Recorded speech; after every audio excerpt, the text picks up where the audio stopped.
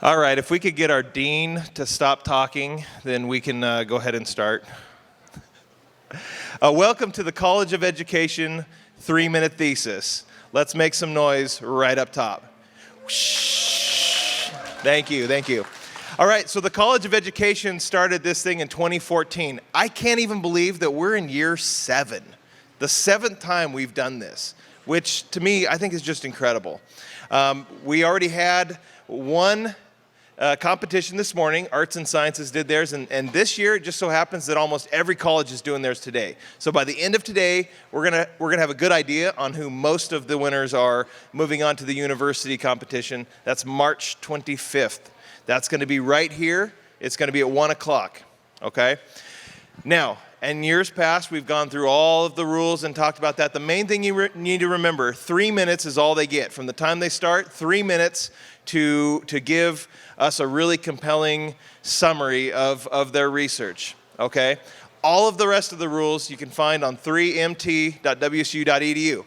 We're also gonna post the photos on 3mt.wsu.edu, and one of our Aurora students, Levi Pierce, right over here, is taking our photos for today's 3MT. So thank you, Levi. I want to introduce our judges, and I want to thank them for the time that they have committed to this. And I've got my cheat sheet here so I don't get their titles wrong. Did anybody see Tony Thompson last year forget to introduce the president? Yeah. So, all right, Donna Arnold right here. Donna from the Office of Multicultural Student Services. She's the Associate Director, oversees the African American Student Center. Thank you, Donna, for doing this. We've got Mia Gleason, a Communications Manager for the Carson College of Business. She helps oversee communications for Carson's online MBA program. Yes. We've got Amy Sharp from the WSU Women's Center. Thank you, Amy. She's been the director since 2017 and filling a desire that we have for town gown efforts. We've invited Shiloh Sprouse, the city's stormwater manager, right here. Okay, and now, for our 4 competitors. By the way, this year we upped the prizes.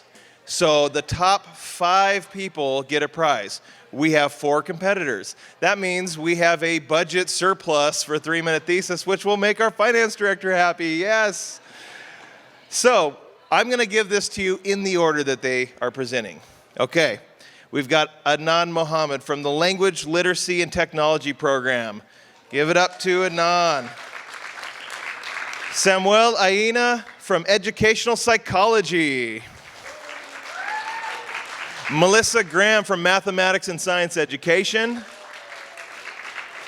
And Amira Al-Galbagshi. Did I get that on the 4th time through? Yes. From Special Education. Amira, I will get your name right the next time. Without further ado, and thank you to the Spark also for helping administer this. So thank you to Chris and John over here. If there's a time issue, you can blame them. Okay, thank you guys, yes. So without further ado, Adnan.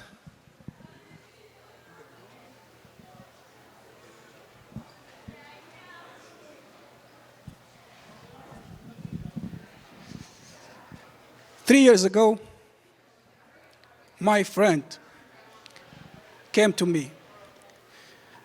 She was sad, depressed because of her class grades.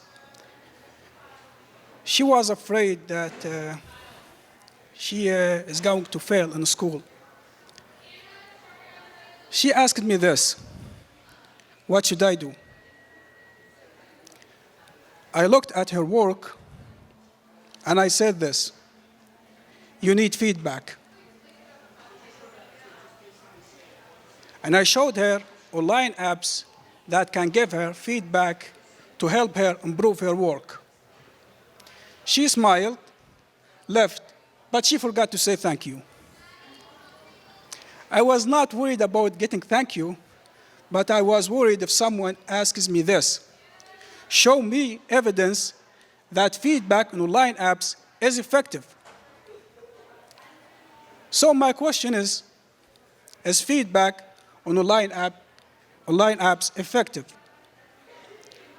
To answer this question, I used meta-analysis to select a study that provide valid and reliable results about feedback in online apps, code them, and analyze them. After 3 years of research and coding, results from 21 studies with more than 1,000 students show that feedback on online apps has 56 significant and positive effects. So research results say that feedback is effective. I also asked my friend what kind of results she had with feedback on online apps.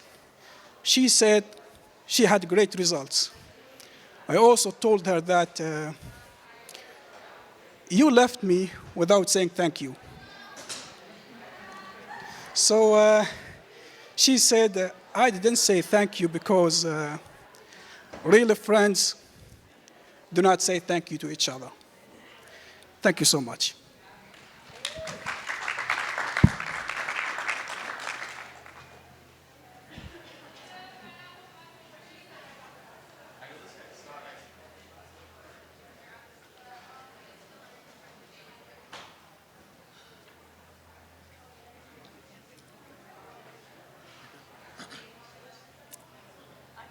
Hello, okay. Yeah, I want to stay. Every student and classroom in America deserves an effective teacher. Effective teaching is a skill that must be learned and that needs to be continually developed through professional development and practice. Scholars in the field of education agree that professional development that will support teachers' learning and growth need to be rich in theory and practice, empowering teachers to be self-reflective, and helping teachers to focus on their student learning. Studies have shown that video case analysis, the practice of having teachers record, watch, and analyze their own teaching, is an effective strategy for developing teacher quality and practice. However, little is known about the contextual factors that make video case analysis an effective strategy for developing teacher quality and practice. And that is why I conducted this meta-analysis. Synthesizing findings for 27 empirical studies with the intention of answering 3 important contextual questions. 1, whose video should teachers watch? My meta-analysis shows that teachers are better off and they learn best when they actually watch their own video or the video of a teacher they do not know personally. When they watch the video of a teacher they know personally, my research shows that they find it very difficult to criticize their colleagues, and thereby they learn the least because they don't want to hurt the feelings of their colleagues. 2, who should record the videos? My meta-analysis shows that teachers are better off and they learn best when they actually record the video by themselves, or when they watch an off-the-shelf already recorded stock video of a classroom situation that is similar to theirs. They learn the least when a researcher goes to their classroom and capture them while they're teaching because they feel being watched and they seem not to like that. The third question, should teacher watch alone or collaboratively with others? My meta-analysis finds that teacher learns the best when they actually watch videos with their colleagues collaboratively. But we know that teachers don't like to criticize their colleague. So when professional development facilitators or providers conduct video case analysis for teachers, they need to pre-train teachers on how to receive and give feedback constructively, and in a helpful manner. These recommendations for viewing and analyzing video case analysis is important for implementing video case analysis in schools. Let me conclude this way. You may find yourself on a policy council board of your children's school, and this very important study might be of use to you. So keep it handy. Thank you.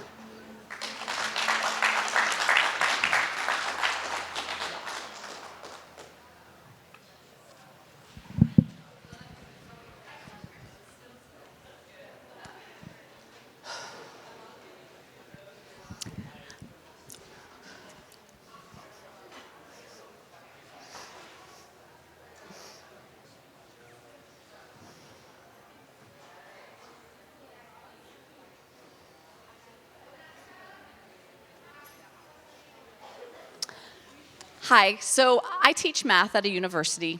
In particular, I teach math to future teachers. And there's something that I've noticed over the years. My future teachers, often in their methods classes, would learn many wonderful strategies that they were excited to implement, but when it came time to do so in their student teaching, they had a hard time actually doing it. Additionally, many of them left our program feeling ill-equipped to teach diverse populations of students. And so when I started my PhD, I looked into this more and I found that this notion of the difficulty connecting learning to teach and teaching is pretty common, as is having a difficult time meeting the needs of all of our students. So a colleague and I got together and we designed an experimental course which she taught and I studied. And in this course there were lots of activities. But in particular, I'm going to focus on one today. So we grouped our future teachers, and they planned a lesson really carefully. So they planned around content standards and the usual thing like that. But they also did things like they tried to anticipate what students would do with a problem and how they might react and all the consequences of those. They practiced that lesson for the rest of the class. And then here's the big thing. They went out and taught it to actual algebra students taking algebra on campus. Now, you'll notice on the slide behind me, there are some prompts. You see, we really wanted these future teachers to learn to enact equitable teaching practices. And so these prompts guided their work as they planned and carried out their lessons. And I collected data on what they learned. I interviewed people. I looked at their course assignments and the videos of the lessons that they taught. And what I found was that this experiment, this class where they practiced teaching while learning how to teach was really beneficial. Not only did they learn more about the mathematics that they were going to go on to teach, but they made great strides in understanding what equity is and what it looks like to actually enact equitable practices. Now, when I say equity, sometimes folks think that means treating everyone the same way, but that is not what equity means, because our students come to us with all sorts of different needs. Teaching equitably means you're meeting the needs of all of those students. So I want to end with a quote from one of my participants. The way that you use students' individual life experiences to impact their math was something that I had never really thought about before. My thoughts around mathematical equity and teaching math as a form of social justice work really evolved, and that's super cool. Thank you.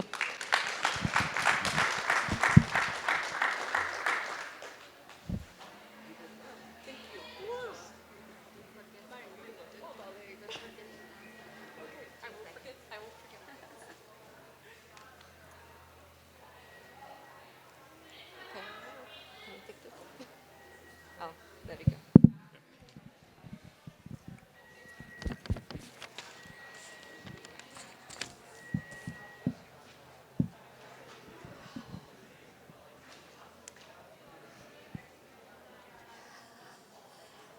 Hey, Amir Al-Bakshi, PhD candidate in special education. Raise your hand if you have ever had person with disability in your family member or friend or classmate. Do you remember how you feel when you were around them? I can tell you, uncomfortable. I was really uncomfortable because I didn't know what to do. I didn't know how to interact. I didn't know how to say hi, if they can respond. I had no idea. 10 years ago, and that was during my high school and middle school. 10 years ago when I came to the US, and I have been seeing people with disabilities everywhere. And I have been hearing about inclusion. And I started thinking, wow, this is really different than where I came from. Then I started to realize that, okay, I think I don't feel comfortable because I don't know how to communicate with them. Does that mean I am a bad person? No. It just means that I didn't have the opportunity to learn about them. I didn't have the opportunity to understand what they are capable of, and I just underestimate them. This is what the society taught me. This is what the school taught me. I had a person with physical disability in high school, and we never talked about it. When we asked the teacher, how can we interact with the students, she would say, shh, don't talk. Okay, well, no. Now, here we are in the US. We are working toward inclusion. We are working toward equality. We are working toward free access to everybody. We are all equal. I started getting concerned about the students in schools. What do they know? What do people know here? Science people, what do they know? Do you really feel comfortable when you are around people with disability and you know that they are able to do their stuff as you? No, you may feel anxious. So how can we help you? The literature conducted lots of research studying college students, elementary, middle, high school students to see what their attitude. There is the research says that there is negative attitude toward people with disabilities. Why is that coming from? Just because they don't have the knowledge. They don't know how to really interact with people with disabilities. Now, what the research did, some schools, some programs, some states did a lot of interventions to increase communication, to increase interaction, and close the gap. But guess what? Some of those results says no. So there is lots of discrepancy. I decided to do my study. I collected my data with elementary and middle school. I decided to collect data to see what they know. They know nothing. They need disability education.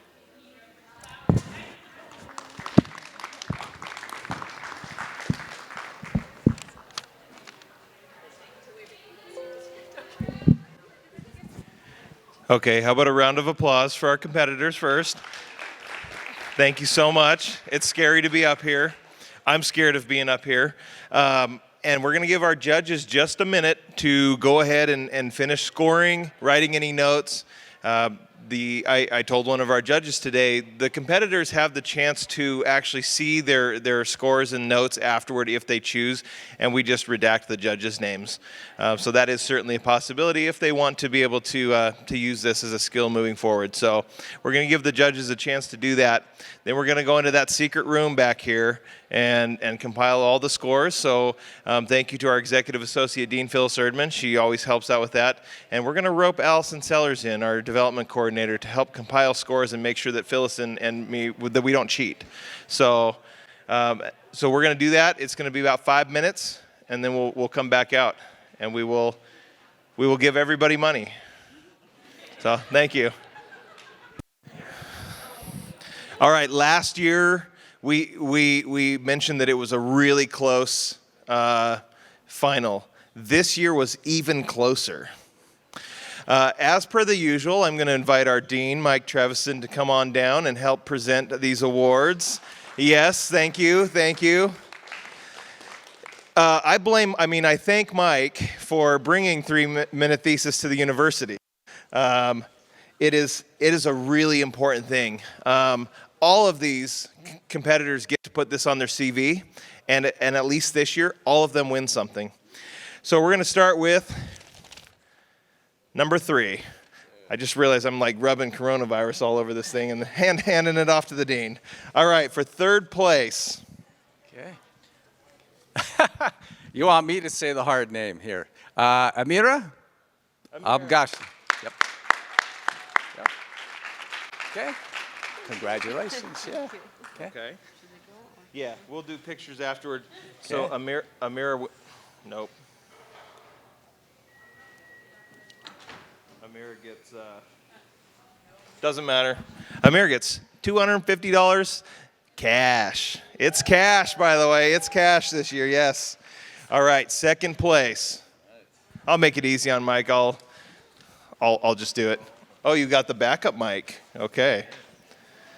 Right, second place, and for $500, Melissa Graham. Come on down. All it is really a handshake or a bump or a Vulcan. I saw a Vulcan salute is the new thing that folks are doing. And $750 cash and a chance to represent the College of Education in the 3 Minute Thesis. What day? March 25th. Thank you very much. Samuel Aina. All right. Handshake or bump or whatever. Okay, thank you so much. This concludes, but I'm going to have everybody here stick around for photos, okay? Thank you very much for 3 Minute Thesis. And another thank you to our judges, and one more round of applause for our competitors. Thank you.